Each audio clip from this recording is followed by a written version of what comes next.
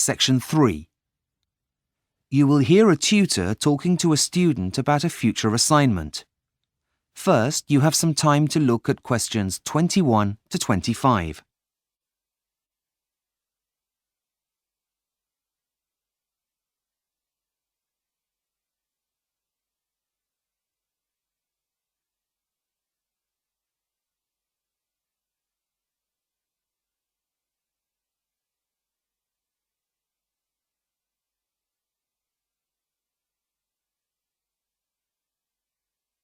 Now listen carefully and answer questions 21 to 25.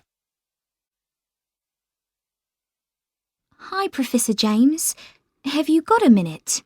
You see, I'm having a bit of trouble getting started on my graduate employability assignment. Well, okay, as long as it doesn't take longer than 10 minutes, as I have a meeting to get to at 3:30. Yep, fine. It shouldn't take long at all. Okay, Sally. Tell me what you've done so far, and we'll go from there. Well, as you suggested, I chose 3 local businesses and contacted them via telephone to introduce myself. That's good. Well, the thing is, I couldn't get past the secretary of 2 of them. Do you have any suggestions?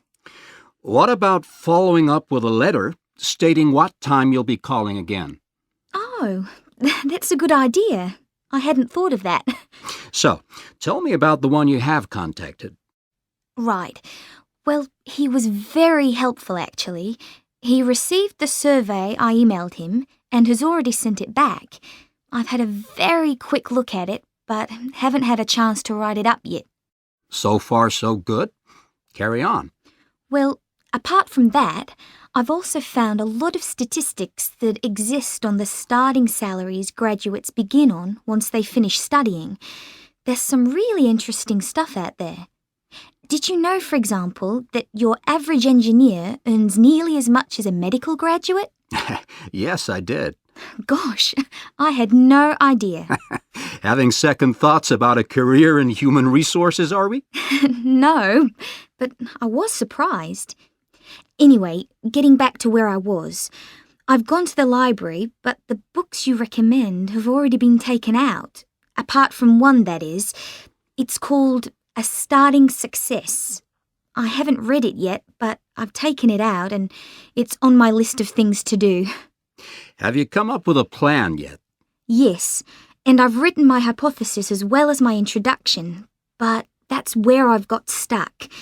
I don't really know how I'm going to be able to present all of the information, as there's so much of it. Before you hear the rest of the conversation, you have some time to look at questions 26 to 30.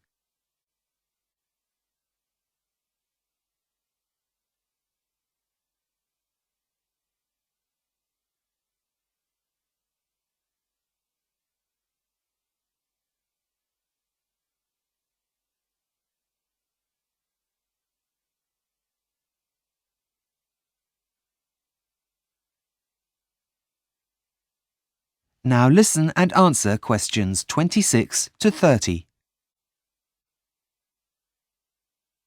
Well, firstly, I'd recommend you start with analyzing what the employer said. Now, can I have a look at the questionnaire you wrote?